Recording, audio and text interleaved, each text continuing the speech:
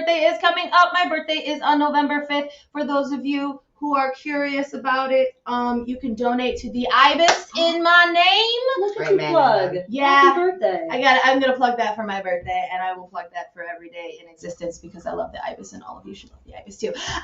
We do. Welcome for those of you out in Facebook or website land. Welcome. Just so you all know, we are also live on TikTok and Instagram. We're live on all the things. We're literally live. All the things. Like, we're live on Instagram right now. You guys should just see. There's like 4 phones just balanced on cameras. I'm still remembering where I'm supposed to look. It's great. It's fantastic because we're just playing with angles. You know, that was fun. And our theme tonight, we actually had a theme for this one. We actually came up with like something that we're going to tell stories around tonight. Some of our favorites. And not off book, so no pressure. No, we're not off book. It is a Friday. It's a casual affair. We're not off book, but we are lost in the woods. Yes! I like that. That was good. That was a good one. Like, good little segue Nicely in. Welcome. Nicely done. If you're just joining us in any one of the lands that we have, this is our Fright Night Friday with the Ibis. Hey! Theater company that I started with some of my buddies, and we've got some people here. We've got Nick Rowley here, which is one of the founders. Go ahead and lean in.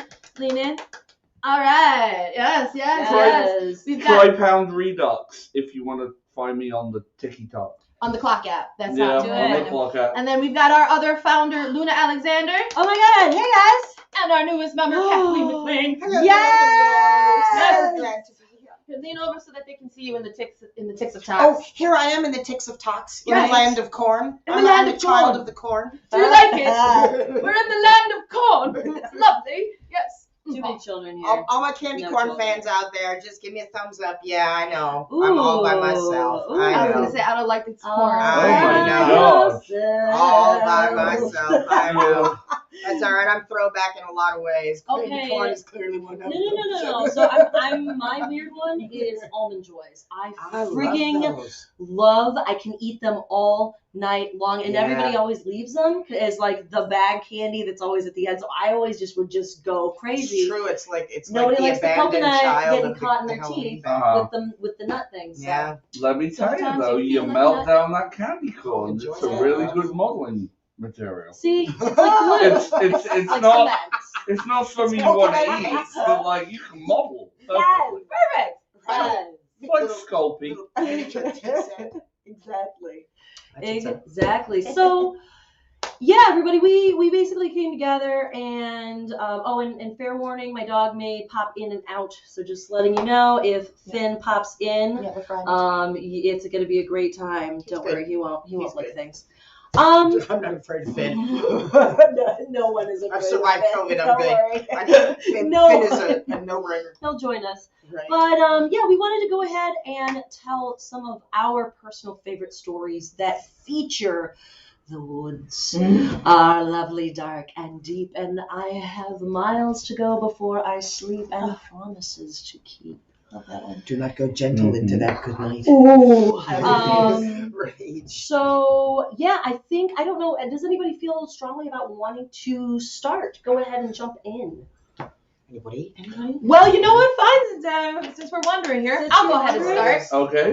Beautiful. On the first fork of the path into Right. the dark woods. And this is good because I should be the first Lead us in. fork in the path, if you will. All right, y'all, we're going to start with this story. Nobody's off book. We're all reading scary stories to each other like we're hanging out in a living room because We like each other and stuff. We're Because hanging out we in a do living that kind of thing. Because there's safety in numbers, that's why. we got to do it. All right, y'all. So this one, I found this one and I really like this one because it's one of those that like warms you up and then surprises you, comes to get you. Yes. So this one is called August Heat, and it's by William Fryer Harvey. October 29th, 2020.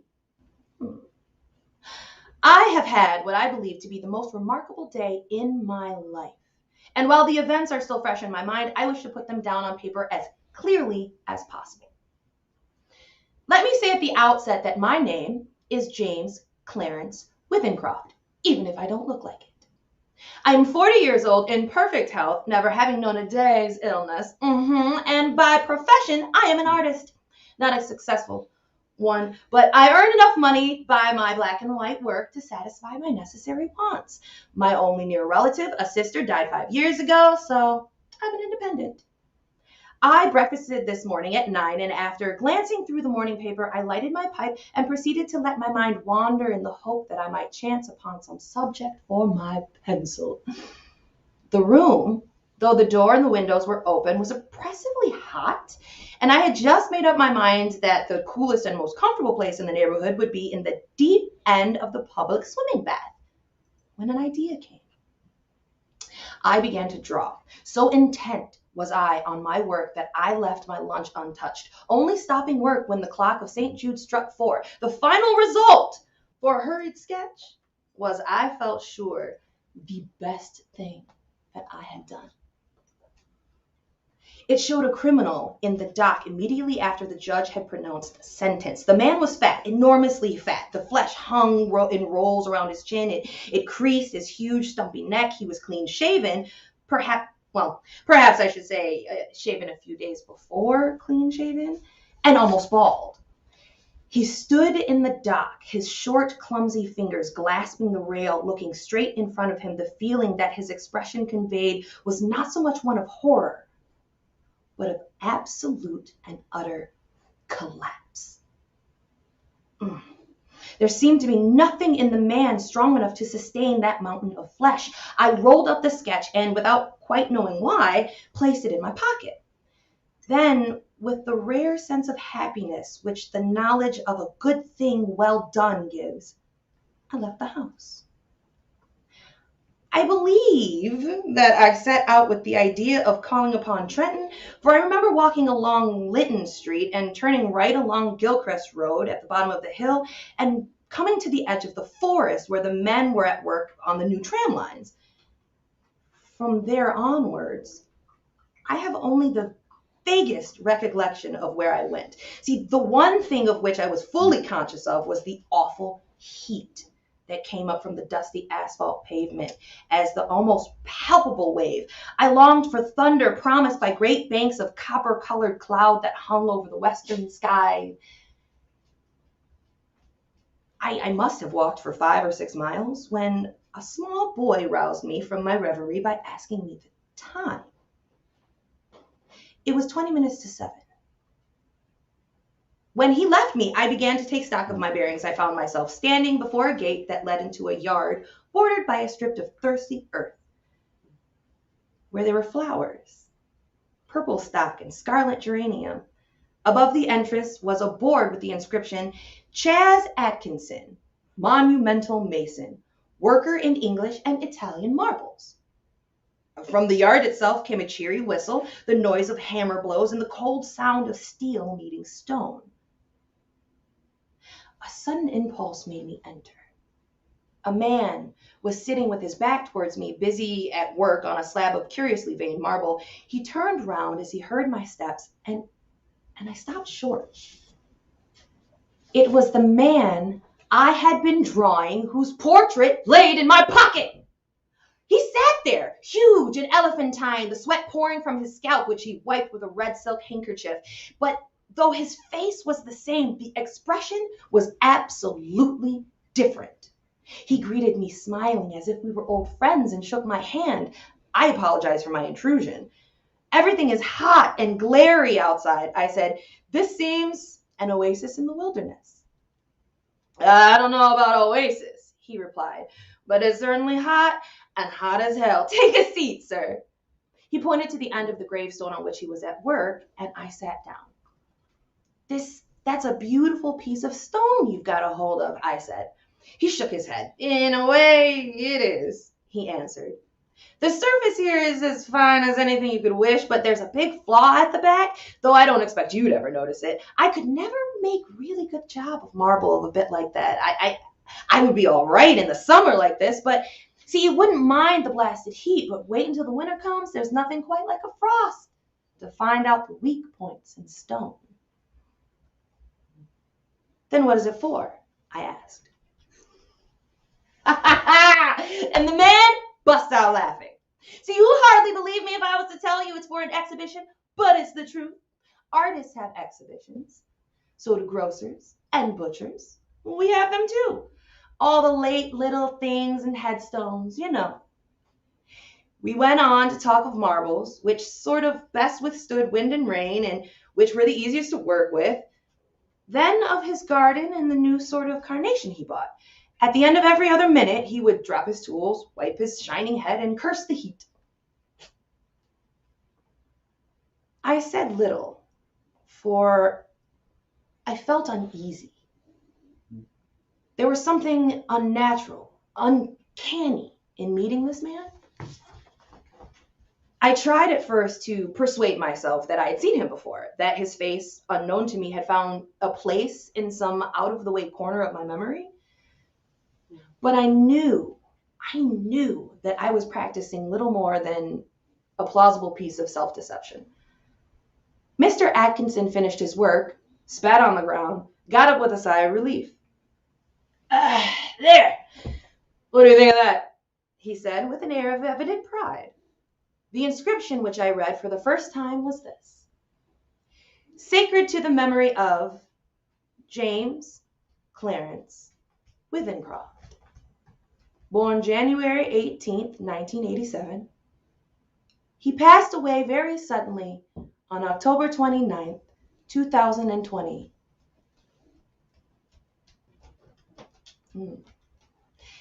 In the midst of life, we are in death. For some time, I sat in silence. Then a cold shudder ran down my spine. I asked him, where had he seen the name? Oh, I didn't see it anywhere, replied Mr. Atkinson. I wanted some name, and I put down the first name that came to my head. Why do you want to know? It's a strange coincidence, but it happens to be mine. He gave a low, long whistle. And the dates? I can only answer for one of them, and that's correct. Well, it's a rum go, he said. But he knew less than I did. I told him of my morning's work. I took the sketch from my pocket and showed it to him.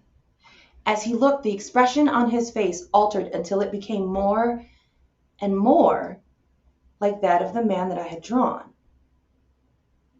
And it was only the day before yesterday, he said, that I told Maria that there were no such things as ghosts. Well, neither one of us had seen a ghost, but I knew what he meant. Well, you probably heard my name, I said, and you must have seen me somewhere and forgotten it. You know, were you were you in Taylor last July? Well, I had never been to Taylor in my life. We were silent for some time. We were both looking at the same thing. 2 dates on the gravestone, and one that was right. Come inside and have some supper, Mr. Atkinson said. His wife is a cheerful little woman with a flaky red cheeks and the color of country bread. Her husband introduced me as a friend of his who was an artist. The result was unfortunate, for after the sardines and watercress had been removed, she brought out a door Bible, and I had to sit and express my admiration for nearly a half an hour. So I went outside and found Atkinson sitting on the gravestone smoking. We resumed the conversation at the point we had left off. You must excuse my asking, I said, but do you know anything you've done for which you could be put on trial? He shook his head. I am not bankrupt. The business is prosperous enough. 3 years ago, I gave turkeys to some guardians at Christmas. Well, but that's all I could think of. And they were small ones, too, he added as an afterthought. Well, he got up, fetched a can from the porch, and began to water the flowers. 2 a day, regular in the hot weather, he said. And then the heat sometimes gets the better of the delicate ones. And ferns, good Lord, they never could stand it. Where do you live? I told him my address. It would take an hour's quick walk to get back home. It's like this, he said. We'll look at the matter straight. If you go back home tonight, you take your chance of accidents. A cart might run you over, and there's always banana skins and orange peels, to say nothing of fallen ladders.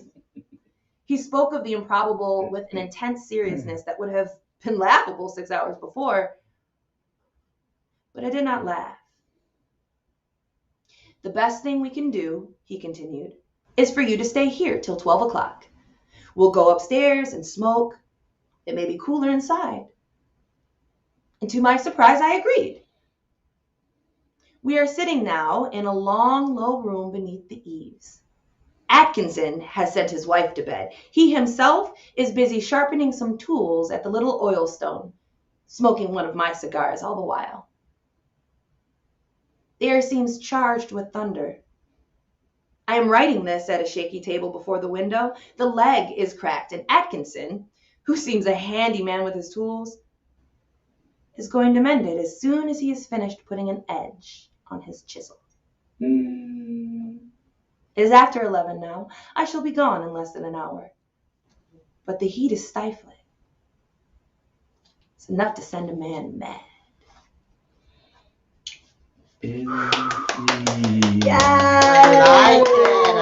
I like it. Creepy stories.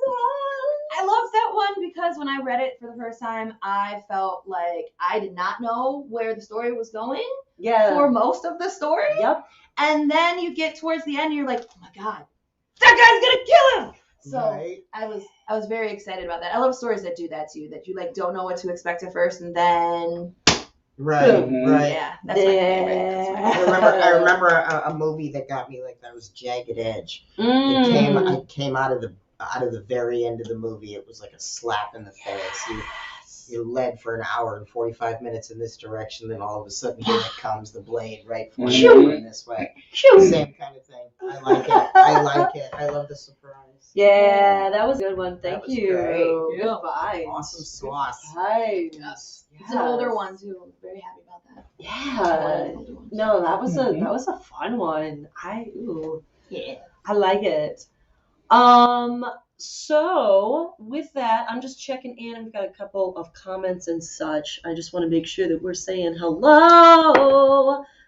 Hi, Bridget. Hey, Sabrina. Hello, friends. Good to see everybody. And thanks for joining us on a drizzly, very October day. Very October. Gross and I'm gonna autumny, if you will. Really quickly, just shout out Franklin Cider Mill for keeping us alive in these dark And times. toasty. Like, Nice and toasty. Oh man, thank God. Yeah, it's the best type of medicinal cider. It's great. So we heard a really creepy, fun story about life in death. Anybody want to follow up with that one after that? Anyone I can feeling jump in ambitious? if you like. You want to jump in? Mine is a bit of a longer piece. Yes. Get it.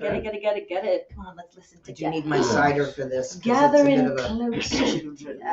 Yes. Here, I've There got are you. there are some people we're going to Yes. channel to this one. Yes. This right is here. this is one of my favorite stories, period. It's one of my favorite horror stories. Anybody that knows me knows that I'm not a big murder and mayhem buff. I'm not much on the gratuitous violence, Sure. but I love intellectual horror as much as I love intellectual humor. Mm-hmm. And this is a great British classic, J.W. Woods, and or Jacobs rather, W.W. Jacobs. I don't know where I got J.W. Woods out of, but I'm going to go ahead and look that up when I get home because it means something. Nothing is a coincidence. Anyway, I don't know if I should tell you the title or if I should tell you the title. You'll figure out. You'll figure it out pretty quickly. All right. So if we're ready, I will give you the prologue. Perfect. Be careful what you wish for. Just might get it. Okay. All right. Can everybody hear me okay? Yeah. All right, let me know if you can't hear me because here we go. This is a short story in 3 parts. Part 1. Without, the night was cold and wet.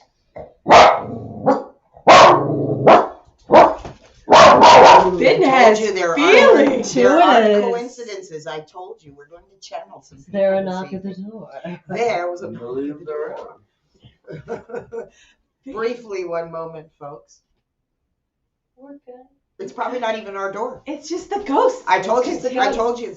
It's the ghost, Yeah. y'all. Thanks, Finn. Doing your And job. keep in mind we're a theater. You Good know, some boy. actors tend to jump their cues from time to time. just so we're clear, every now and then, you know, that's what Readers Theater is about.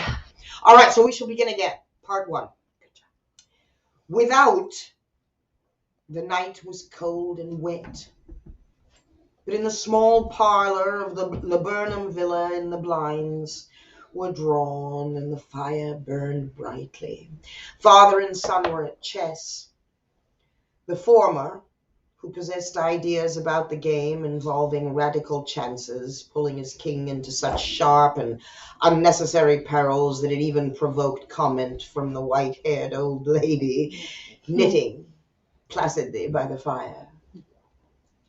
"Hark at the wind," said Mr. White, who, having seen a fatal mistake after it was too late, was amiably desirous of preventing his son from seeing it. "Mate," replied the son, "that's the worst of living so far out," bailed Mr. White with sudden and unlooked-for violence. "Of all the beastly, slushy, out-of-the-way places to live in, this is the worst. Paths a bog, the roads a torrent. I don't know what people are thinking about. I suppose because only 2 houses in the road are let, they think it doesn't matter." "Never mind, dear," said his wife soothingly. "Perhaps you shall win the next one." Mr. White looked up sharply, just in time to intercept a knowing glance between mother and son. The words died away on his lips, and he held a guilty grin in his thin grey beard. "There he is," said Herbert. White, as the gate banged to loudly and heavy footsteps coming toward the door. The old man rose with hospitable haste, and opening the door, was heard condoling with the new arrival. The new arrival also condoled with him, so that Mrs. White said, "Tut-tut," and coughed gently as her husband entered the room, followed by a tall, burly man, beady of eye and rubicund of visage. "Sergeant Major Morris," he said, introducing him. The sergeant major took hands, and taking the proffered seat by the fire, watched contentedly as his host got out whiskey and tumblers and stood a small copper kettle on the fire. At the 3rd glass his eyes got brighter, and he began to talk, the little family circle regarding with eager interest this visitor from distant parts, as he squared his broad shoulders in the chair and spoke of wild scenes and doughty deeds, of wars and plagues and strange peoples. 20 years of it," said Mr. White, nodding at his wife and son. "When he went away, he was a slip of a youth in the warehouse. Now look at him." "He don't look to have taken much harm," said Mrs. White politely. "I'd like to go to India myself," said the old man. "Just to look around a bit, you know." "Better where you are," said the sergeant major, shaking his head. He put down the empty glass and, signing softly, shook it again. "I should like to see those old temples and fakirs and jugglers," said the old man. "What was that you started telling me the other day about a monkey's paw or something, Morris?" "Nothing," said the soldier hastily. "Leastways, nothing worth hearing." "Monkey's paw?" said Mrs. White curiously. His 3 listeners leaned forward eagerly. The visitor absent-mindedly put his empty glass to his lips and then set it down again. His host filled it for him once again.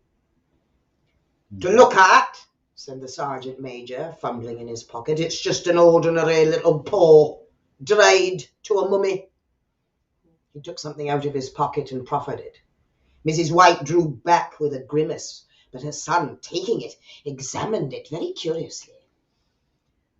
"And what is there special about it?" inquired Miss White as he took it from his son, and having examined it, placed it upon the table. "It had a spell put on it by an old fakir," said the sergeant major, "a very holy man. He wanted to show that fate ruled people's lives, and that those who interfered with it did so to their sorrow. He put a spell on it so that 3 separate men could each have 3 wishes from it.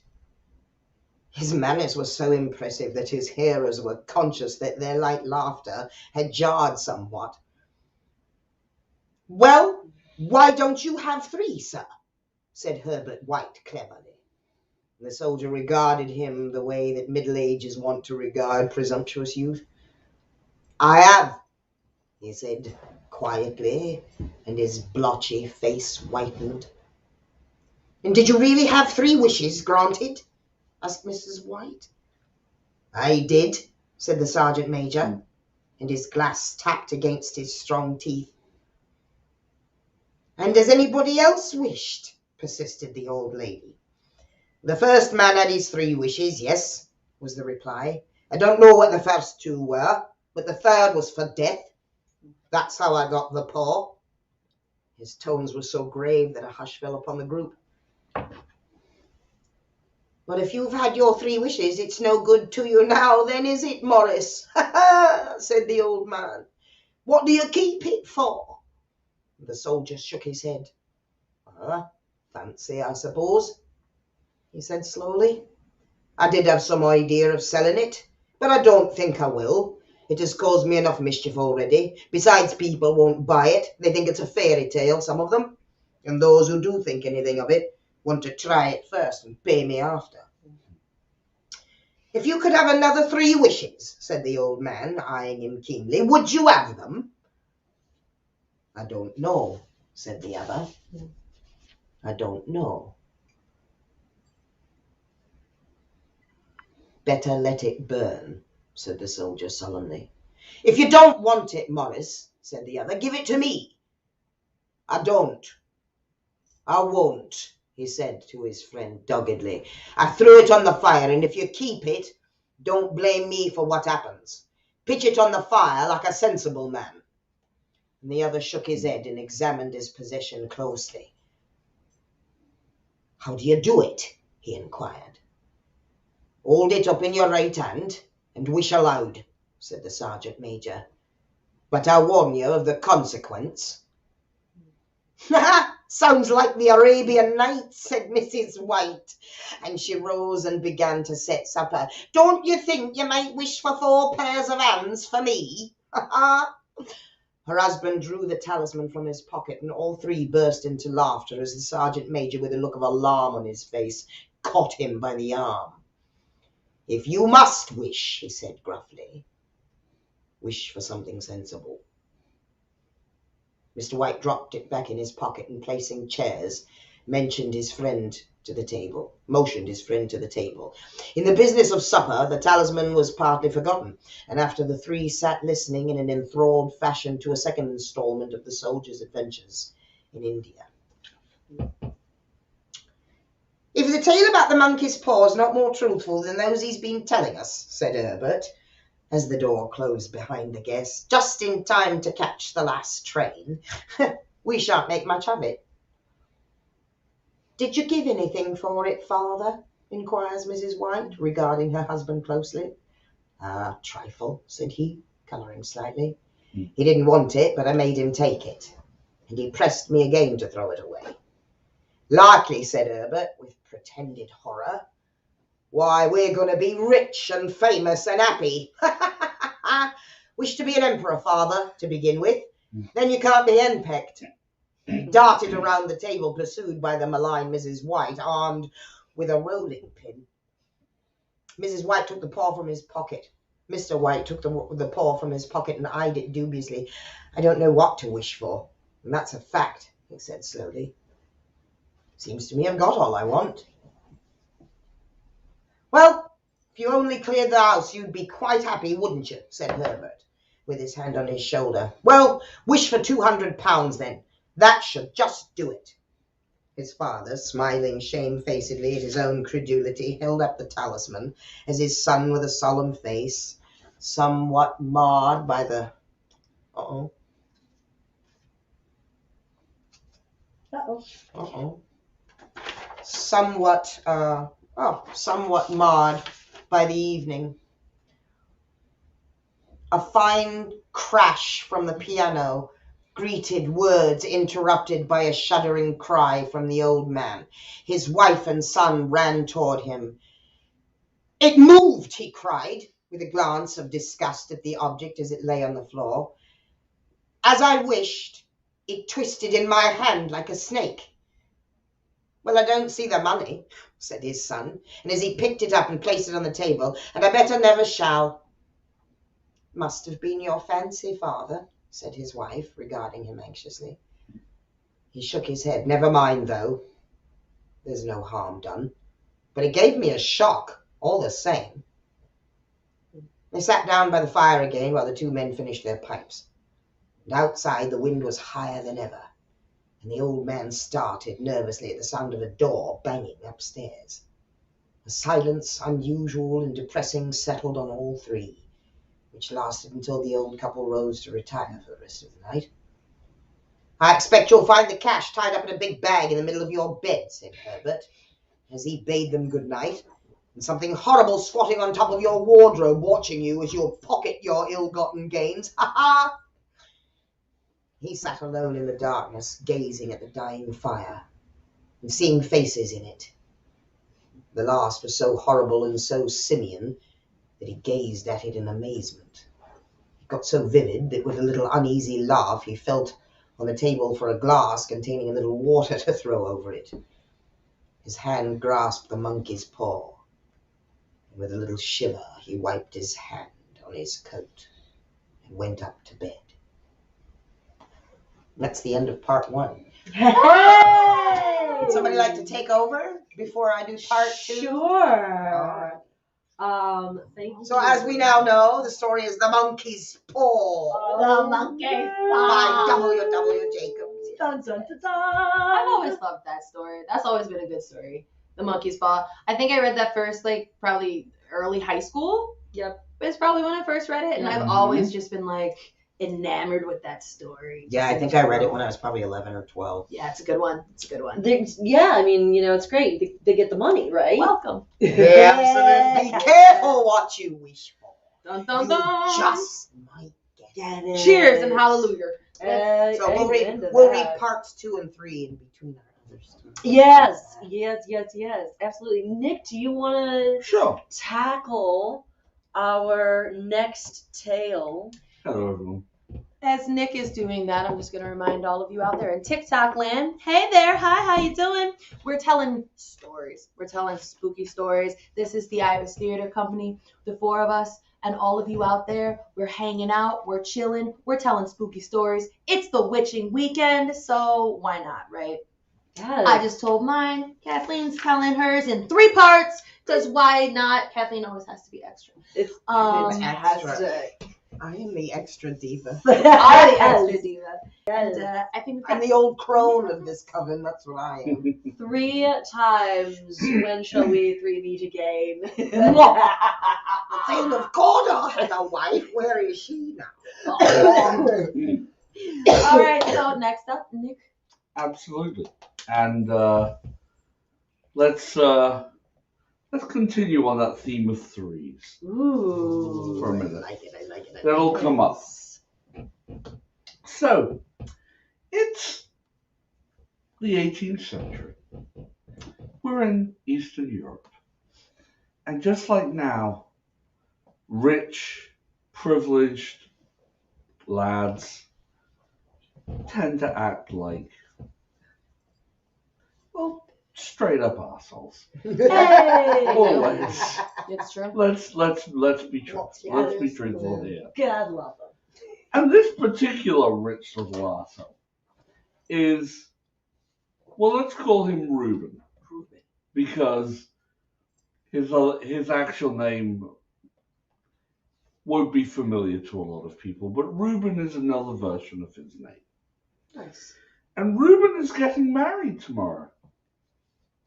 So he's taken his two friends and they've wandered into the woods. They've liberated some wine. Liberated. They're staggering now a little bit, Yep. swapping the bottle back and forth. Yes. And they find themselves in a clearing in the woods. And they sit down and they drink. Yeah. And they drink. And after a while, one of Reuben's friends, one of his two friends, looks over and notices something white. Just slightly off-white, not perfect white, more kind of ivory kind of color, sticking out of the ground. And with the kind of bravery and inquisitiveness that only rich little assholes can have, they wander over to look at it. And they look. And they realize it's a human right hand index finger. Ooh. And in the way that things are funny, when you happen to have a wedding ring on you, Reuben decides he's going to practice for tomorrow Oh, Reuben. when he gets married. Reuben. Reuben, oh Reuben, this is not a good decision. But Reuben walks around the little ring, around the little bone, and he says, Ani ledodai vododai li. Ani ledodai vododai li. Ani ledodai vododai li. Which means, I am my beloved's, and my beloved is mine. And he slides the ring onto the finger. And they go back to drinking. As they should. As little rich assholes. And so, as they're drinking, they don't notice the now beringed finger bone twitch.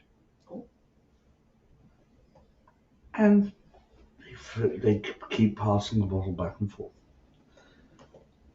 And that twitching dislodges some earth until more and more earth dislodges, and other bones and other fingers, rotted, not quite there, start to become apparent.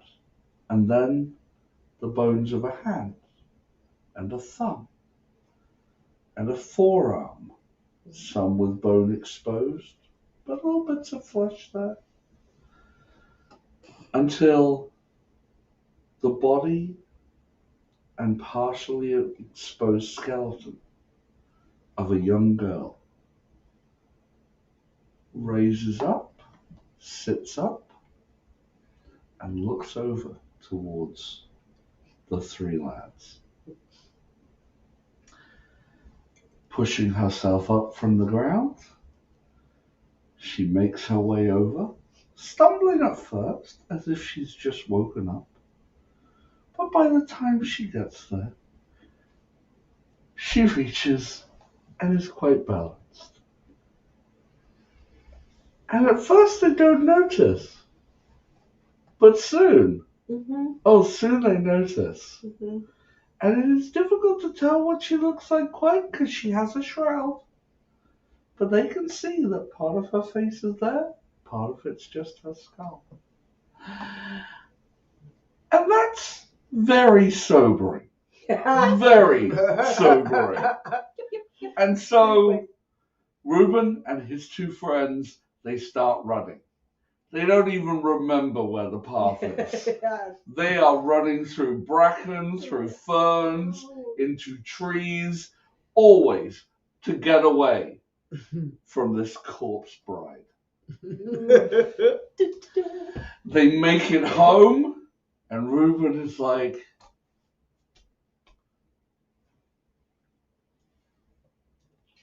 shit, I lost the ring. Okay, we're gonna wing it. We're gonna wing it when the rabbi asks about marriage, about where the ring is. I'll come up with something. Anybody got a Band-Aid? Yeah. What about a bread tie? Exactly. Yeah, just a little ring. It's fine. Okay, so I'm marrying the richest girl in town, but I'll make it up to her. It's fine.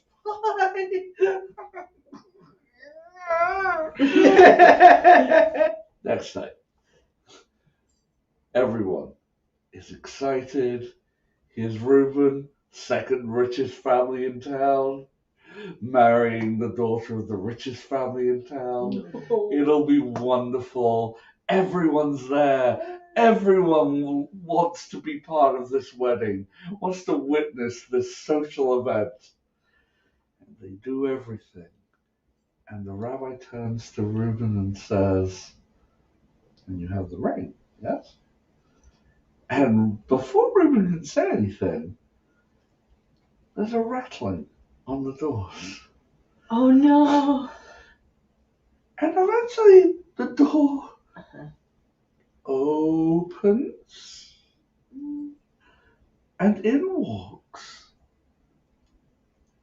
the corpse bride, making her way down to where Reuben is.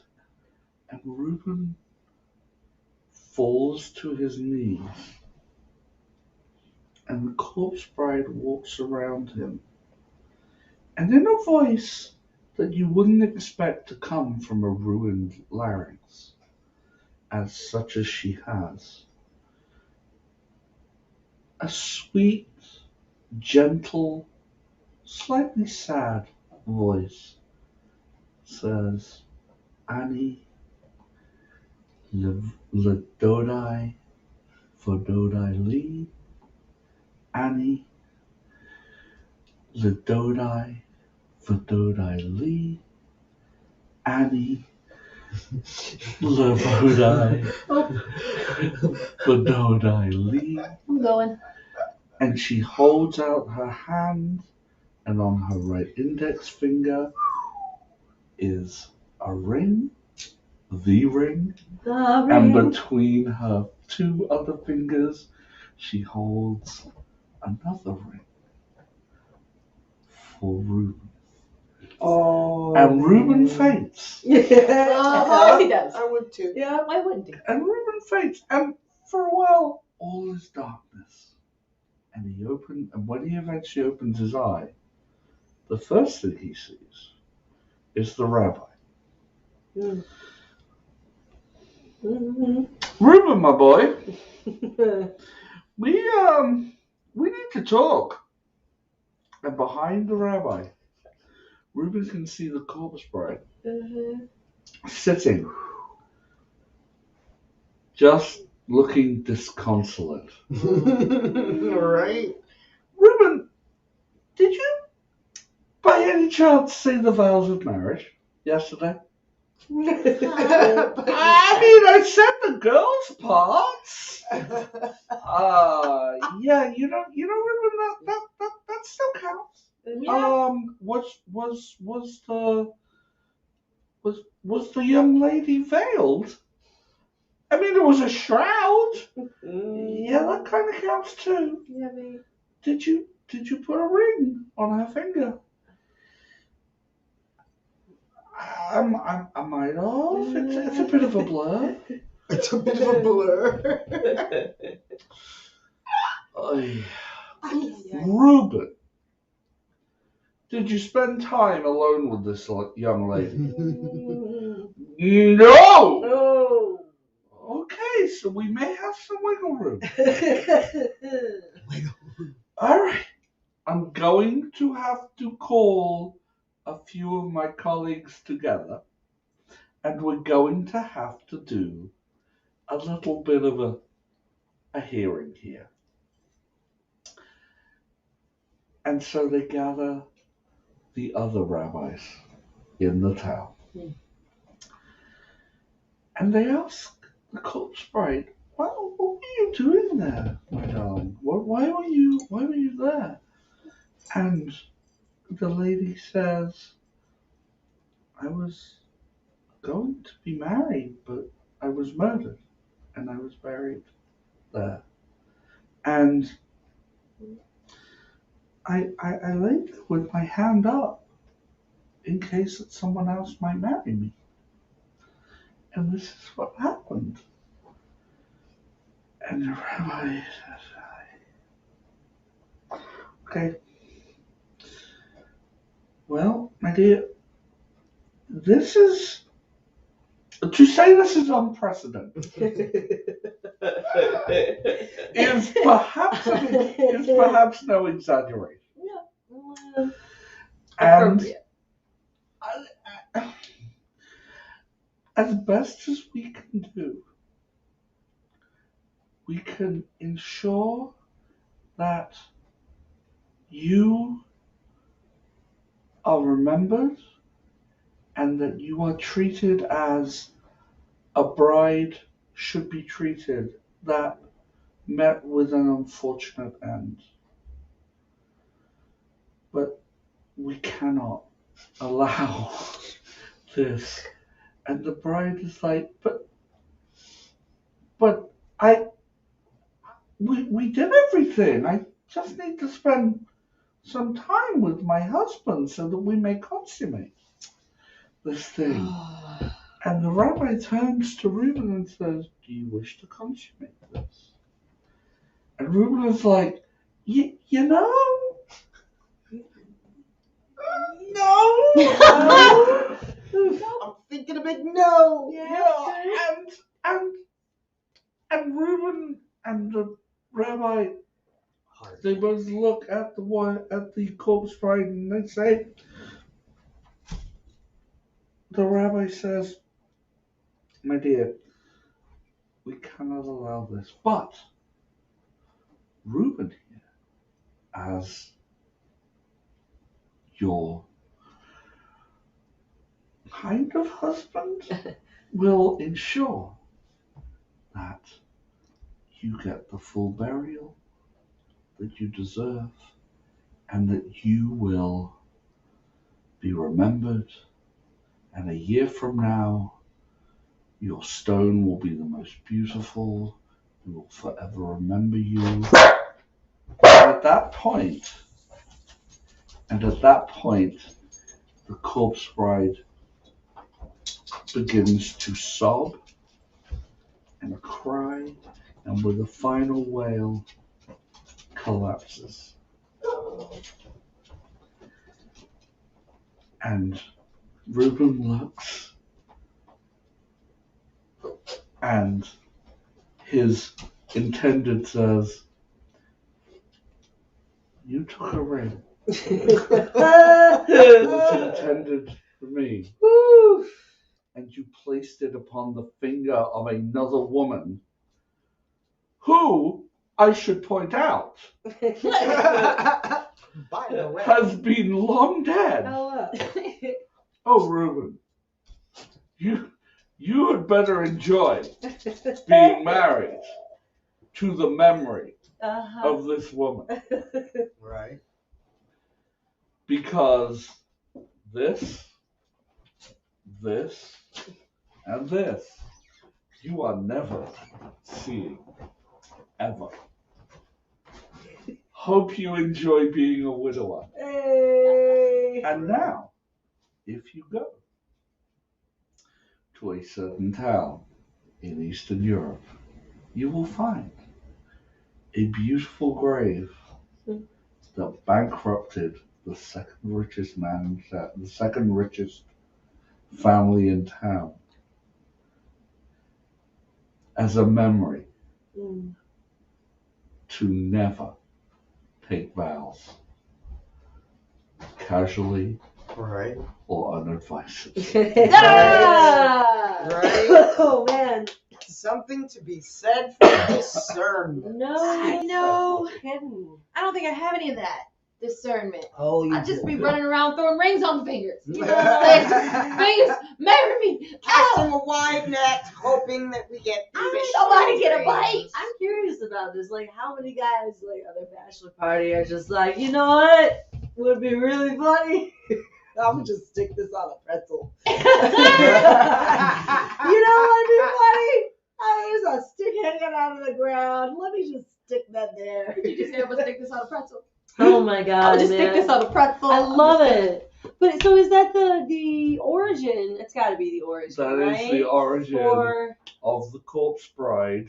But of course, Tim Burton, being yes, Tim Burton, yes. he completely stripped away Mm. the Hebrew and the, Yeah, and the Right. connections. Took all of the lore out of it. Right, Just right. left Timmy the B, that's what he be doing. commercialism. I thought you were going to talk about a different kind of stripping because I know that's what. But not much. that movie released a lot of fantasies there. I think for a lot of dudes. So there you go. Woo! Just calling it out. That's Anyway. Real brave Funny. here, guys. Yeah, biting cutting edge. I love it. I love it. Thank you for sharing that one. I'd never That heard was really Yeah. pretty the cool. origins of that story. That was beautiful. What's the name of the town? Do you know? It varies based on the Right? Sure. A legend is a I legend. could have Right, made it. I right. could have. My go-to is to make it Cluj in Romania, but Yes, clearly. but Somewhere. Like a but TV it could convention be. where everything is in Springfield. Yes, Yeah. exactly. You know? Exactly. Springfield? Really? Where's Springfield? But No then one yeah, knows. exactly. But then I would have had to explain what Cluj is a small town Right? in Romania. It's delightful. Joey Brown just says mistakes were made. Yes, Joey. Mistakes were made. You are correct, Mistakes sir. were made. You are correct. Right? You are not wrong. Right. Hindsight definitely has 20/20 vision. Right. Imagine that. But yes, but if you can tell this story and fill in whatever little town. Right? You like. can make it your own hometown. Mhm. Yes. Yes, yes. You know? Reuben is, I'm sure, there's a Reuben in every village. I was gonna say. Oh, there is you a can pick the wealthy village little idiot that's asshole. masquerading But here's as my not the village idiot in any town. Could you set that in Detroit? Cause I don't know any woman from Detroit who would have a ring put on their finger and just collapse into a pile afterwards. Cause you put a ring on my finger. I don't know what you thought this was. But She did that really well, like remarkably well. just saying. I mean, If we were bringing that to the D town, I don't know if that story would apply here because living lady would no longer probably be living. She's not in the picture because the ring's on my finger. well, and like, it was So- a big rock too, right? He bought it for the richest lady With in the rock town, that'll break your so- arm. Yeah. Finders keepers, let's go. Yeah. She did it first. Yeah, I mean, You did it. We did it. We're just how all does being the saying ridiculous as go? possible. All is fair in love and war. Ooh. It Uh-huh. is. Ooh. It is. But is that either at that point? Is that love or no? That would be war. What's It's the just war. difference? That's right. That's a good point. Undead War. Oh, Then it becomes, What's the that's part difference? 2. That's Zombie Bride Returns. Okay. Zombie Yeah. Bride of Frankenstein. Zombie Bride returns. That came from my rock.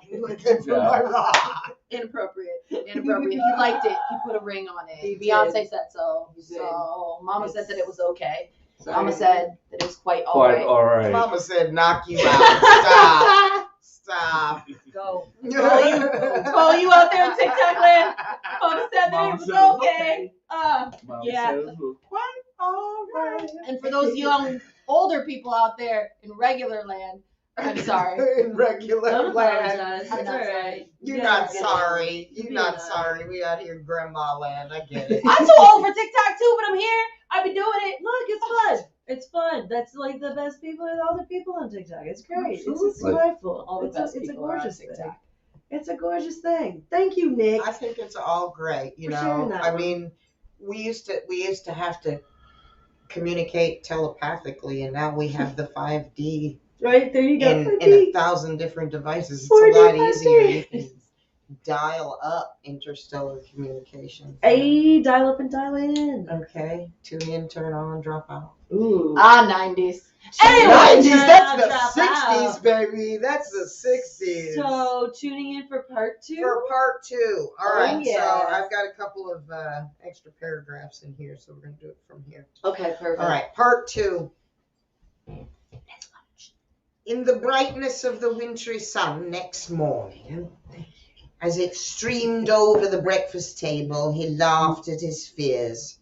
There was an air of prosaic wholesomeness about the room which it had lacked on the previous night, and the dirty, shriveled little paw was pitched on the sideboard with a carelessness which betokened no great belief in its virtues.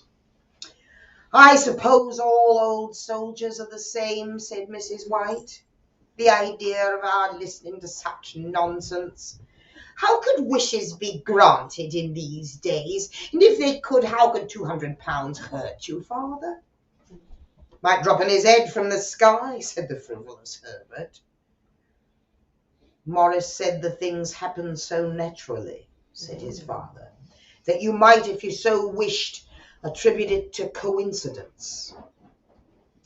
Well, don't break into the money before I get back, said Herbert as he rose from the table. I'm afraid it'll turn you into a mean, avaricious man, and we shall have to disown you, father.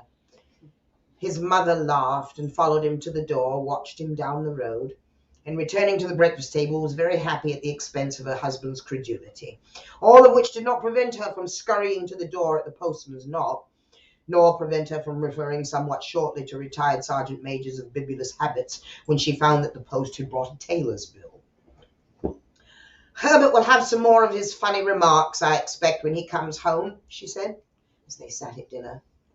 I dare say, said Mr. White, pouring himself out some beer, but for all that, the thing moved in my hand, and that I'll swear to. Well, you thought it did, said the old lady soothingly. I say it did, replied the other. There was no thought about it. I had just... What's the matter? His wife made no reply. She was watching the mysterious movements of a man outside who, peering in an undecided fashion at the house, appeared to be trying to make up his mind to enter. In mental connection with the £200, she noticed that the stranger was well dressed and wore a silk hat of glossy newness.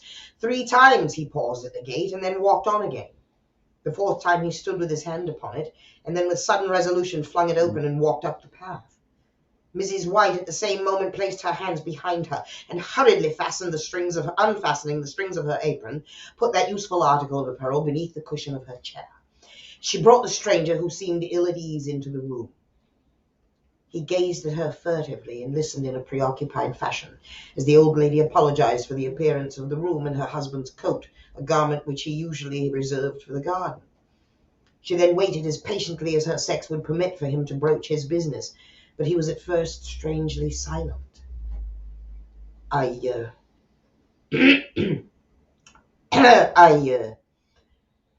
was asked to call, he said at last, and stooped and picked up a piece of cotton from his trousers. I come from Moe and Megan's. The old lady started. Is anything the matter?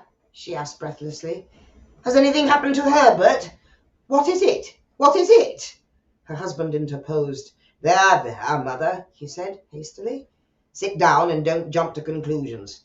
You've not brought bad news, I'm sure, sir, and eyed the other wistfully.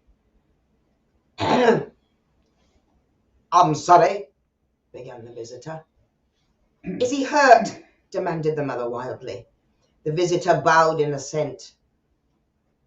Badly hurt, he said quietly, but he's not in any pain.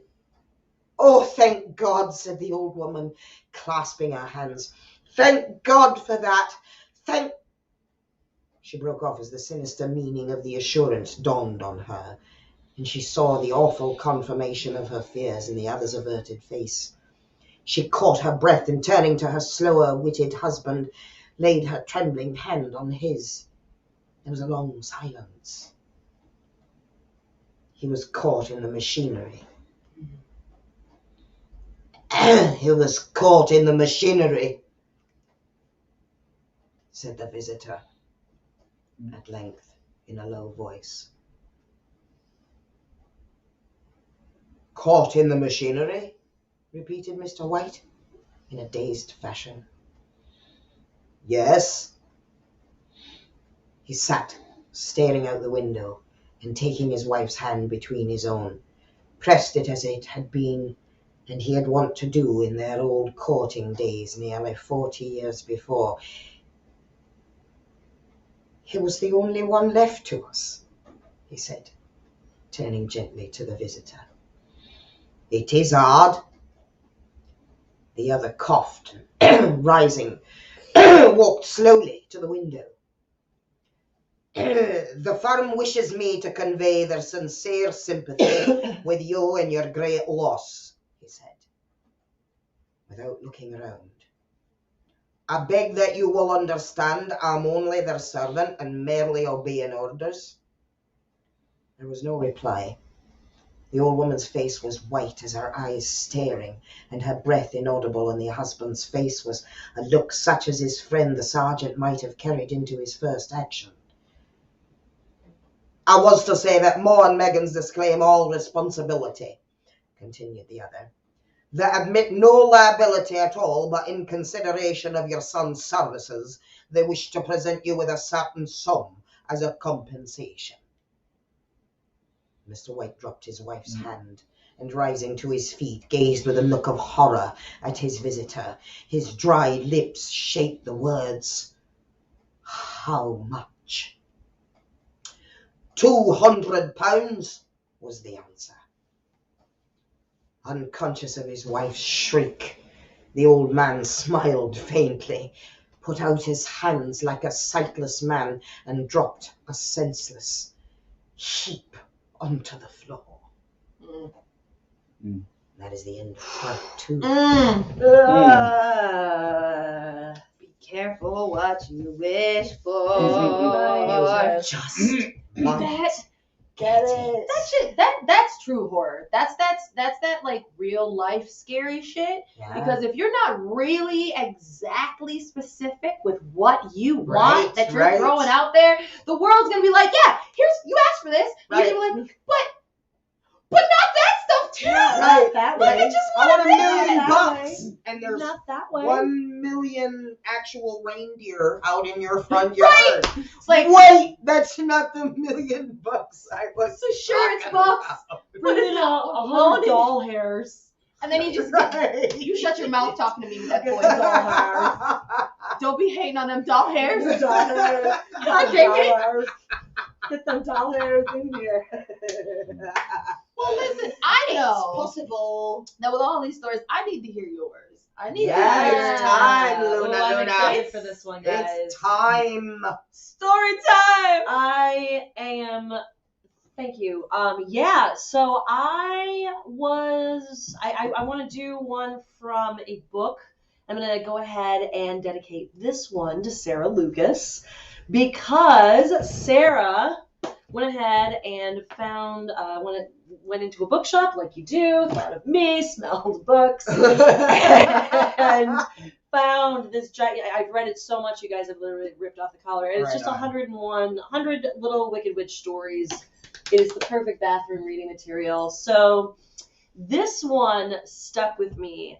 And I bookmarked it a little while ago because I love fairy tales, and I grew up on, I guess, some of the Disney tales, but I also grew up on a lot of the Grimm's fairy, like the originals. Mhm. My grandmother, passed down to me and my brother a couple like engraved copies of like the original Grimm's and the original Hans Christian Andersen. So I always had these like images of very different tellings of some of these ancient tales. And a couple years ago, I was actually able to go to the Black Forest. Nice. And I was able to, yes, feel the roots, the German roots of southern Germany. A lot of my family's from Germany, and so it was gorgeous and beautiful and breathtaking and absolutely awe-inspiring. Mm-hmm. You understand once you turn off the right road, and then the road becomes more and more winding, and it then suddenly becomes, and everyone still drives these freaking BMWs, so they're like still taking these turns like crazy, but like then They the got path, chased. yes, excellent, efficient chase, yeah. But you take these turns around these winding curves, and suddenly it's a dirt path road, and then you realize how loud it is. There are just so many animals, and I'm that creepy kid who immediately went, except when it's not. You know, but you can absolutely have that moment of just feeling an ancient forest. It's like the moment in like the Lord of the Rings where they're like, "This is an ancient and angry wood," you know. No, you want to hear the animals. Totally. Yes. When you don't hear the animals, This is That bad means sign. they've all run away, Turn and the living around thing is now. and here. walk very calmly Very calm. away. Do not run. Yes, Right. do not run and make aggressive eye contact in all directions. Right.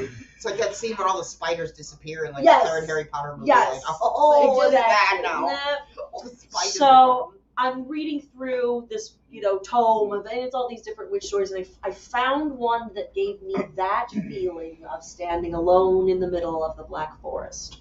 So without further ado, Shedding Light on the Black Forest by Brent Monaghan. You've heard the tale. I know you have. But you heard it wrong. I can set the record straight. I was there when it happened. They Germanized the alleged witch's name when they spread the story. Rosina Boccafine was of pure Sicilian stock, the old crone capital of the Western world. You know what I mean. The woman turned ancient at 50, hair kinky and gray as iron wire, thick Mediterranean skin gully wrinkled after only a few decades, brown half circles under eyes, shining like polished coal, most of her teeth missing, errant hairs poking out from under their noses or chins, and of course, in that part of the world, every woman wears nothing but black once she becomes a widow. An image frightening enough in its totality. Yet, Rosina managed to exceed the stereotype. She sported a large wart on her left nostril. She was also stooped to the point of hunchback from a lifetime of menial work. Finally, her voice sounded like a rusty hinged barn door on a windy day. Such an easy target for the label of the witch. With the true gall of the pot calling the kettle black, they bruited it about that Signora Boccafine had murdered her husband of 28 years, Signore Alfredo Boccafine.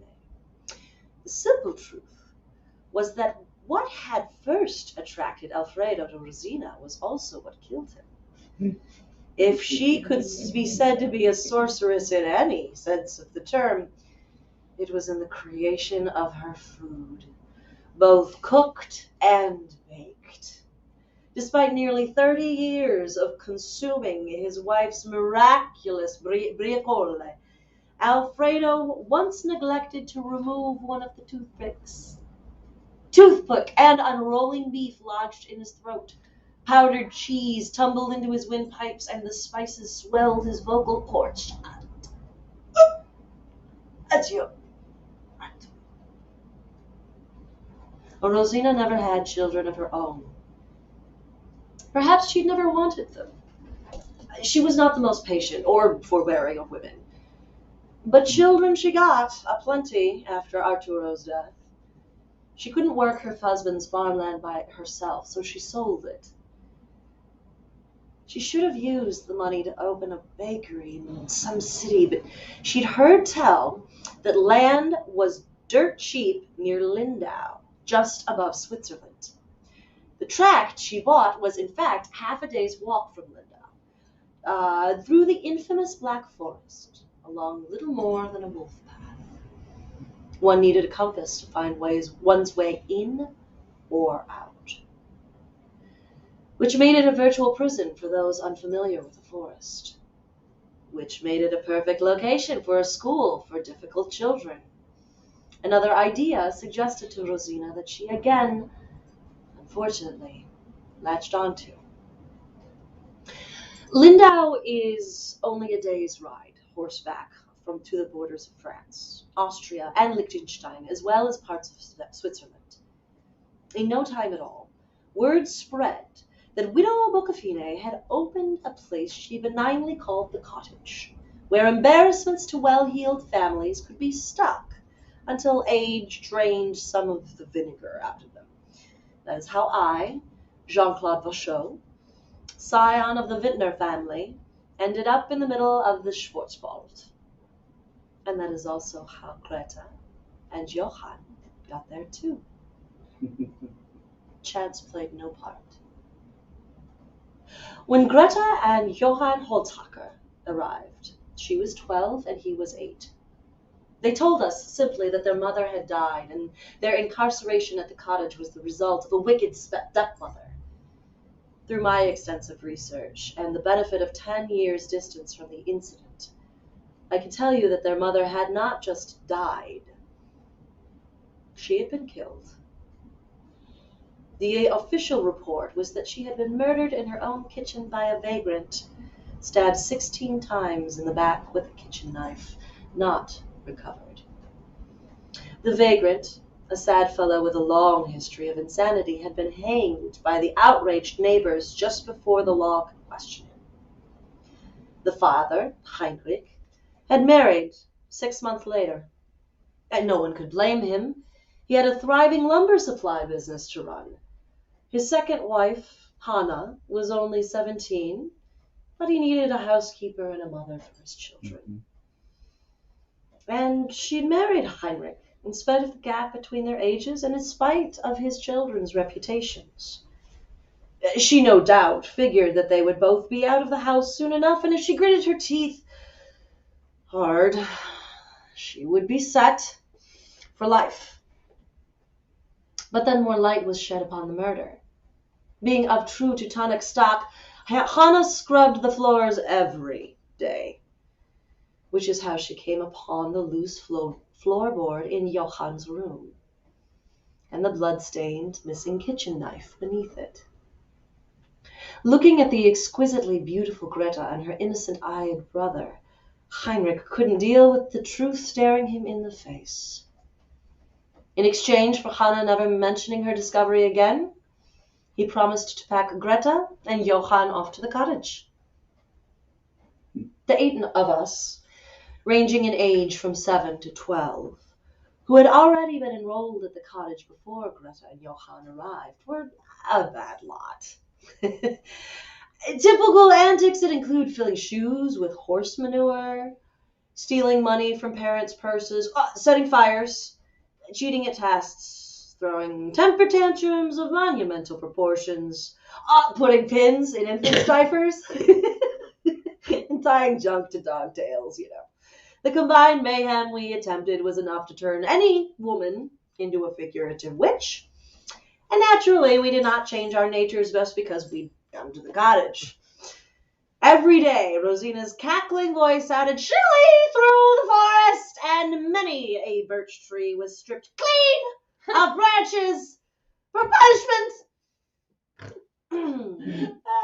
In retrospect, it's easy to see how Greta convinced us that the woman was in league with the devil. Mm-hmm. But we were lambs compared to the Holzhacker children.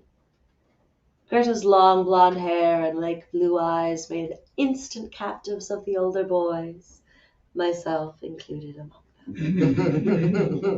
But this was not good enough for Greta.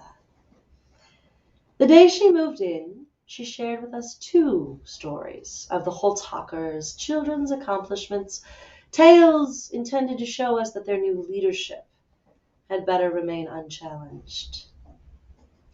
Greta, it seemed, had guaranteed herself a lively 12th birthday party by spiking the punch with mandrake root.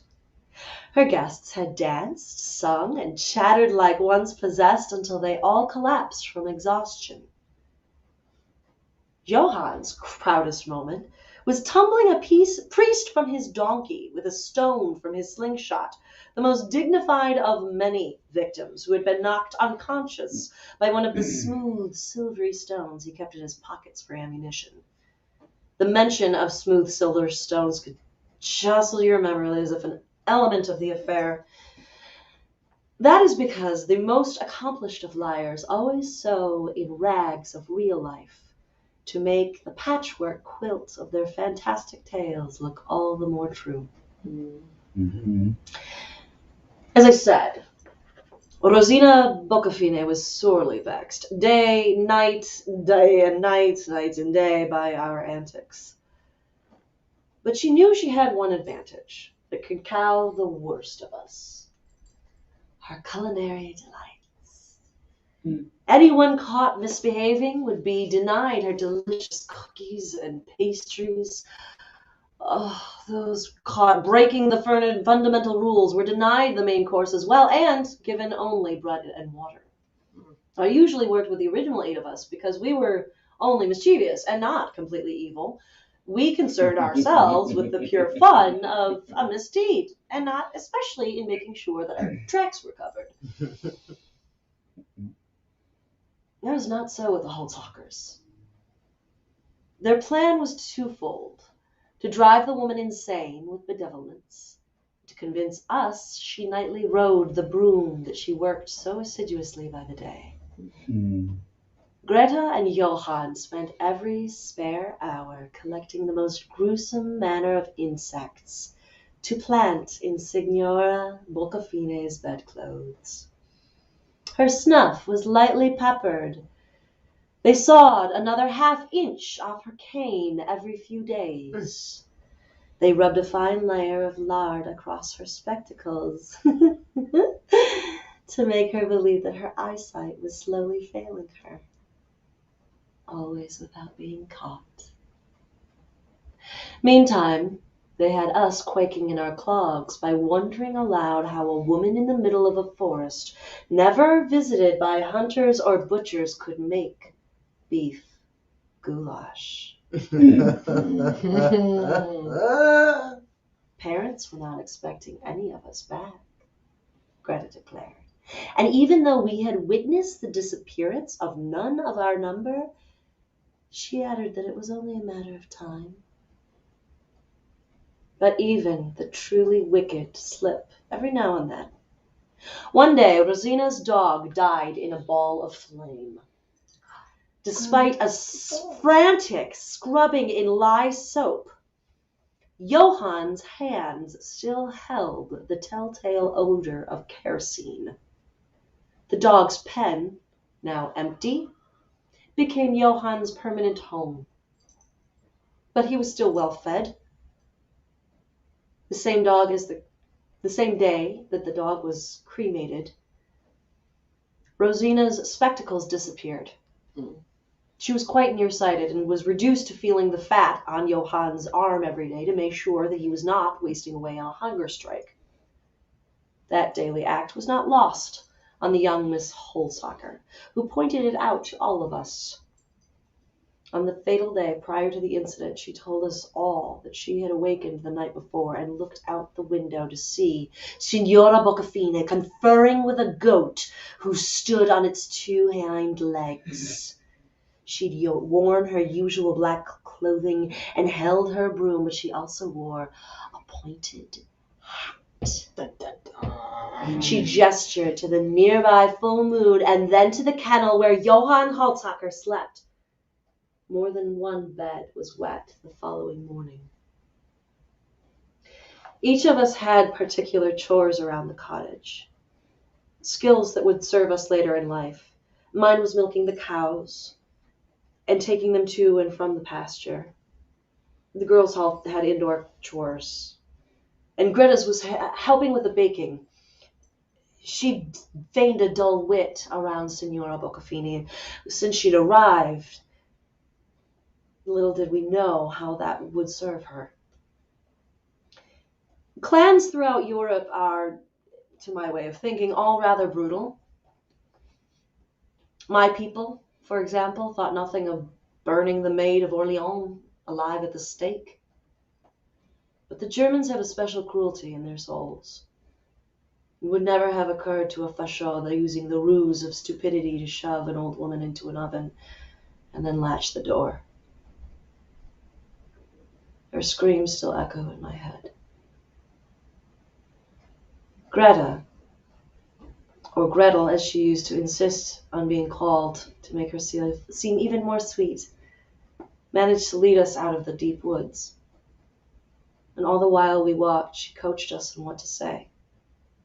While her brother shot birds out of the trees with his smooth silver stones, she warned us that, given our collective reputations, if we did not all tell the same exaggerated tale, the grown-ups of Lindau would suspect us of group murder. I frankly did not think that people in their 30s and 40s would buy it, particularly the part of some of us being turned into gingerbread cookies, but this is, after all, a dark age in Europe, and not the enlightened times of ancient Greeks. Black cats die as soon as they are born, and the mice and rats run rampant in the streets. Johann Holtaker, or Hansel as his brother called him, died at the ripe old age of 17 in an in-brawl with college students. He may have traded in his slingshot prematurely for a knife. It proved a good 2 feet shorter than a freshman's rapier. Greta, I hear, has used her great wit and beauty to ensnare the heart of a king. A widower, it turns out. The only trouble is that the king loves his only daughter equally. In contrast to Greta, the girl's hair is as black as a window frame, her lips as red as blood, and her skin as white as snow. I fear justly for the girl, and believe it is only a matter of time before her life will be cut short. I pray Greta the witch should come to the horrible end she deserves. But justice, it seems, is meted out only in fairy tales.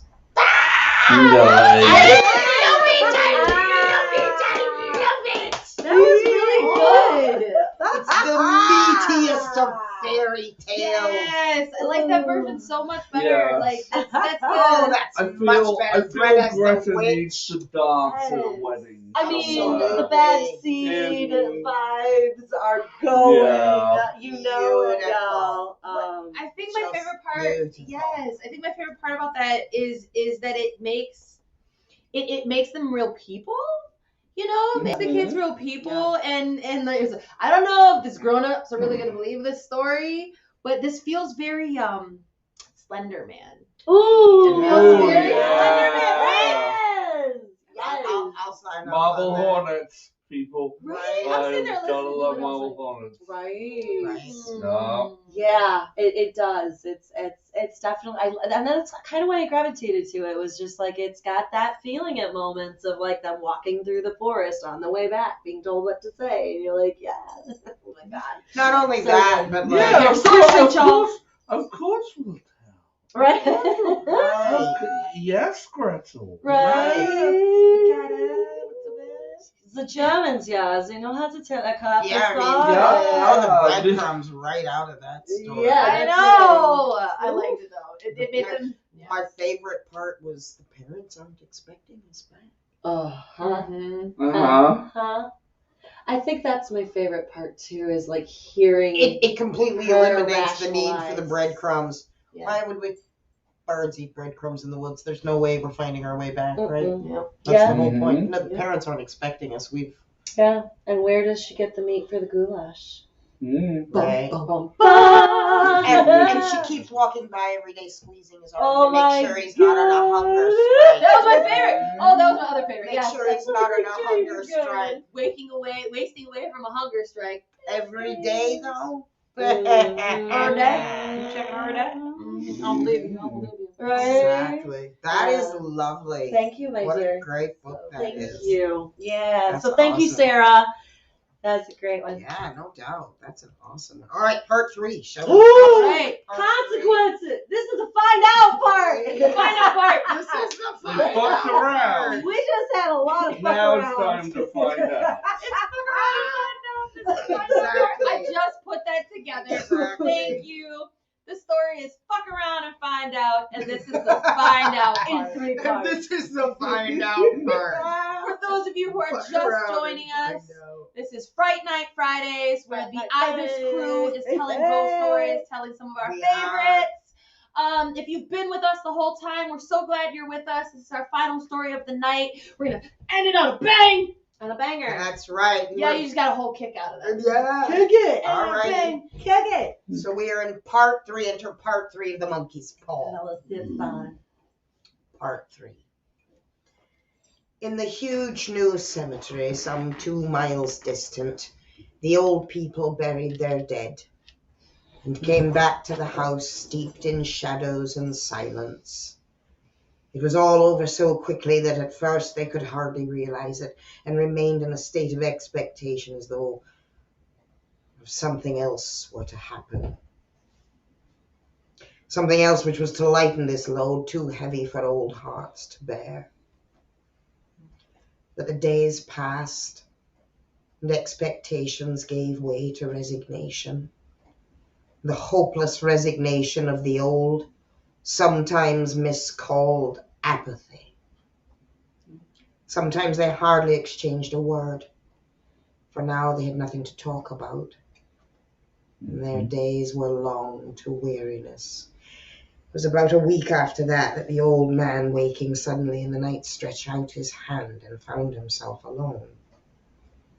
The room was in darkness, and the sound of subdued weeping came from the window. He raised himself in bed and listened. "Come back," he said tenderly. "You'll be cold." "It is colder for my son," said the old woman, and wept afresh. The sounds of her sobs died away on his ears. The bed was warm, and his eyes heavy with sleep. He dozed fitfully, and then slept, until a sudden wild cry from his wife awoke him with a start. "The paw!" she cried wildly. "The monkey's paw!" He started up in alarm. Where is it? What's the matter?" She came stumbling across the room toward him. "I want it," she said quietly. "You've not destroyed it?" "It's in the parlor on the bracket," he replied, marveling. "Why?" She cried and laughed together, and bending over, kissed his cheek. "Oh, I only just thought of it," she said hysterically. "Why didn't I think of it before? Why didn't you think of it?" "Think of what?" he questioned. "The other 2 wishes," she replied rapidly. "We've only had one." "Was that not enough?" he demanded fiercely. "No," she cried triumphantly. "We'll have one more. Go down and get it quickly. Wish our boy alive again." The man sat in bed and flung the bedclothes from his quaking limbs. "Good God, you're mad," he cried aghast. "Get it," she panted. "Get it quickly and wish. Oh, my boy, my boy." Her husband struck a match and lit the candle. "Get back to bed," he said unsteadily. "You don't know what you're saying." "We had the first wish granted," said the old woman feverishly. "Why not the second?" "A coincidence," stammered the old man. Go get it and wish," cried his wife, quivering with excitement. The old man turned and regarded her, and his voice shook. "He has been dead 10 days. And besides, I would not tell you else, but I could only recognize him by his clothing. If he was too terrible for you to see, then how now? Bring him back," cried the old woman, and dragged him towards the door. "Do you think I fear the child I have nursed?" He went down in the darkness and felt his way to the parlour and then to the mantelpiece. The talisman was in its place, and a horrible fear that the unspoken wish might bring his mutilated son before him ere he could escape from the room seized upon him, and he caught his breath as he found that he had lost the direction of the door. His brow cold with sweat, he felt his way round the table and groped along the wall until he found himself in the small passage with the unwelcome thing in his hand. Even his wife's face seemed changed as he entered the room. It was white and expectant, and to his fears seemed to have an unnatural look upon it. He was afraid of her. "Wish!" she cried in a strong voice. "It is foolish and wicked," he faltered. "Wish!" repeated his wife. He raised his hand. "I wish my son alive again." The talisman fell to the floor, and he regarded it fearfully. And then he sank, trembling, into a chair as the old woman with burning eyes walked to the window and raised the blind. He sat until he was chilled with the cold, glancing occasionally at the figure of the old woman peering through the window. The candle end which had burned below the rim of the china candlestick was throwing pulsating shadows on the ceiling and the walls, until with a flicker larger than the rest it expired. And the old man, with an unspeakable sense of relief at the failure of the talisman, crept back into his bed. And a moment afterward the old woman came, silently and apathetically, beside him. Neither spoke, but sat silently listening to the ticking of the clock. A stair creaked, and a squeaky mouse scurried noisily through the wall. The darkness was oppressive, and after lying for some time screwing up his courage, he took the box of matches and, striking one, went downstairs for a candle. At the foot of the stairs the match went out, and he paused to strike another. And at the same moment a knock came, so quiet and stealthy as to be scarcely audible, sounded on the front door. The matches fell from his hand and spilled in the passage. He stood motionless, his breath suspended, until the knock was repeated. Then he turned and fled swiftly back to his room and closed the door behind him. A third knock sounded through the house. "What's that?" cried the old woman, starting up. "A rat," said the old man in shaking tones. "A rat. It passed me on the stairs." His wife sat up in bed, listening. This time a loud knock resounded through the house. "It's Herbert!" She ran to the door, but her husband was before her, and catching her by the arm, held her tightly. "What are you going to do?" he whispered hoarsely. "It's my boy! It's Herbert!" she cried, struggling mechanically. "I forgot it was 2 miles away. What are you holding me for? Let go! I must open the door. For God's sake, don't let it in!" cried the old man, trembling. "You're afraid of your own son," she cried, struggling. "Let me go. I'm coming, Herbert, I'm coming." And yet there was another knock, and then another. And the old woman, with a sudden wrench, broke free and ran from the room. Her husband followed to the landing and called after her appealingly as she hurried downstairs. He heard the chain rattle back, and the bolt drawn slowly and stiffly from the socket. And then the old woman's voice, strained and panting. "The bolt!" she cried. "Come down, I cannot reach it." But her husband was on his hands and knees, groping wildly on the floor in search of the paw. If only he could find it before the thing outside got in. A perfect fusillade of knocks reverberated through the house.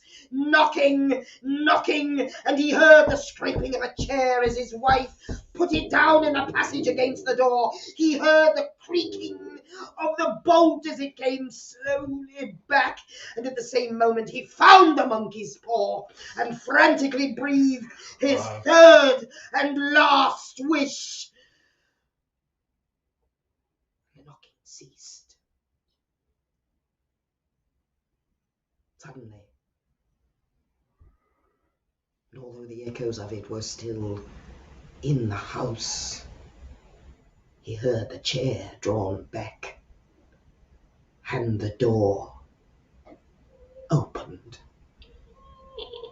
A cold wind rushed up the staircase, and a long, loud wail of disappointment and misery from his wife gave him the courage to run down to her side, and then to the gate beyond. The street lamp, flickering opposite, shone on a quiet and deserted road. I love that story so much. And apparently, so did Finn. You were with me, Bubba. He was so You with were you. right Listen, there, he was baby. really good. Did y'all see that? You was. That was awesome. I love you. You can be my leading man anytime. Finn was not playing around. He was not playing. You are being loud. I don't know how That's I feel about called that. being in the moment, babies. And of course, the moral of the story is do not order from Wish. Yes, yes. Be careful what you wish for. You just may get it. I'm not making no more wishes. I'm not manifesting nothing. I'm not putting anything out there unless I have like 40 pages of it written out and Right. defined exactly the way. Right. Referenced Right. section, subsection, subsection. I'm gonna have a lawyer Right. decide Now my you see why manifestations and government wishes from now code is on. so very specific, right? Yes. Because Right? interpreting the law leaves a lot to be desired. I ain't interpreting shit. Right? That's That's one of Do my it. favorites. I haven't read that in probably 30 God, I years. love that One one. of my So good. favorites, absolutely. It's the moment where he can't find the ball. Right, he's reaching and Oh scraping my for the monkey. God, it is Oh. gonna get the fuck in. Yes, it is. Yes, it is. Yep, it is. Yeah, Yep, you it did a good is. job, bud. Guys, this was so much fun. So I much thoroughly fun. enjoyed. I'm really Yes. glad that we got a chance to tell some ghosty stories, some spooky stories on the witching weekend. For sure. Make I sure think to- a very nice precursor to Fireside Fridays, yeah? Yes. I think Fireside Fridays are looking good. I think so. I think we need to bring them back, y'all. It's Yeah. getting chilly. Absolutely. The weather. I don't know about you guys. I get that seasonal depression, and like, there's just something about coming together. While we don't have a fire in here, we got our fire. Fires. We've got A little fires. flame. It's nice to be able to connect, and like you said, like revisit an old friend that you haven't Yeah. told in a long time, Right. or find something new. Right. While or heard it in a different way, maybe. Mhm. And I love that. So. Well, yeah, because it's also done as a play, right? Like in 3 scenes, and it's great to do as dialogue too, like just to chop it up as totally. dialogue. Mhm. But Oh, I man. love the story. I just love the story because the build, is just. Oh, yeah. I love it. I absolutely love was it. super lucky in high school. So shout out here on Players. What up? 07, thank heaven. We did it was my junior year. We did a play, and it was a radio drama. So they set it up with everybody with the old fashioned microphones and all that kind of good jazz, and had a Foley artist do like all of the sound, love to do and that. especially for this one was so much fun. And they did like the monkey's paw was the big one, the Right. headliner, right? And we got to do that. So love that. Love the feeling of it. And like you said, like it lends itself to being told and narrated, but this is one of those that can work also. Yeah, oh, it doesn't. And You the just funny thing is, feel it the reminds song me come of alive. that old black and white movie. I think Roddy McDowell starred in it when he was like maybe 7 or 8 years old. It's called The Corn is Green. Okay. And it's I very don't know what that much is. that kind of atmosphere. Uh-huh. You know, The Corn is Green is about an old Corn is Irish Green. mining town, Okay. and Anybody it's heard of kind that? of like Anybody heard of that? a little bit like Sting's album Soul Cages. You know, it's about growing up in that shipbuilding, mining, old English kind of. Yeah. You know, I'll meet you on the moors, Heathcliff, kind of. You know, that sort of thing. Yeah. Kind of, you know, boy, those guys were really scary. Yeah, but they sure could play good darts. Right. Kind of stuff. But Right. that's exactly what like stuff like the Monkey's Paw and some of that stuff with, you know, Alistair Quinn was about. When Masterpiece Theatre. Yes. No. That kind of stuff. I love it. Well, this was a masterpiece of time hanging out with you guys and getting to just Awesome sauce. chill. So thanks, everybody. Go have fun on your Halloween parties. Be fabulous. Be safe, y'all. I know that we didn't get to have a big Halloween banger last year, so, you know, just keep your energy on guard. You know, keep it cute. Keep it unlocked this year. Keep it and, yeah. We look forward to seeing you guys soon, actually. Yes. Oh, and we'd be remiss if we didn't mention. So, hey, everybody. I don't know if we have a banner for this yet, but you should check this out. We at the Ibis just came across an amazing opportunity. We bought lights! I don't know if you guys can tell, but we look so well front lit. I don't know if you can see it, but like we do. We look really well lit, and it's cute, and we didn't have to look that hard for light, anything. Like, it was great. It was just done right there. And that is what we have basically just invested some money in. So, yes! Baby's growing up. Our little theater is coming through. So we have set up a GoFundMe. If you like what you heard tonight, if you want to check out more and support more of the Ibis Theater and what we do with our storytelling, do it! Because we want to do it while we look pretty and well lit for you guys. So, yeah, feel free to check out our GoFundMe. And yeah, every little bit helps. So we appreciate you guys joining us for Night of Storytelling. Yes, thank you so much for joining us, all Thank of you you. out there. Let's see, who did we have? We had Joey, so good to see you. Sabrina, Bridget, you guys are our OGs. You're always here. You're always hanging out with us. We really appreciate it. Hide your friends, hide your wife. It is Halloween weekend. Does anybody remember that one? I remember that one. Thank you. You and me, and that's it. Yep, we old. Hide your friends, hide your wife. It's been real. It's been fun. It's been real fun. We got a little spooked. We had a good time. Thank you for joining us out there in Interwebs land, and we look forward to seeing you again soon. Don't forget, we have Beyond the Ghost Light, first Sunday of every month. We are not going to tell you who our next guest is. You'll have to show up this upcoming, not this Sunday, because that's tomorrow. Yep. 2 days from now. Next Sunday, November 7th, is our next Beyond the Ghost Light. It's going to be snazzy. And keep an eye out for announcements for our next few productions. We're making moves, y'all. We're making moves. Season Things are happening. announcement! It's happening. So look forward to season announcement in the month of November, y'all. Yes. Absolutely. All right. Thank you so much for joining us. I'm going to get my big butt up because I got to come over here. Yeah. And I got to push Good buttons. night, everybody. Tricks and Good treats. night, Good night, y'all. everyone. Tricks and treats, monsters and mayhem.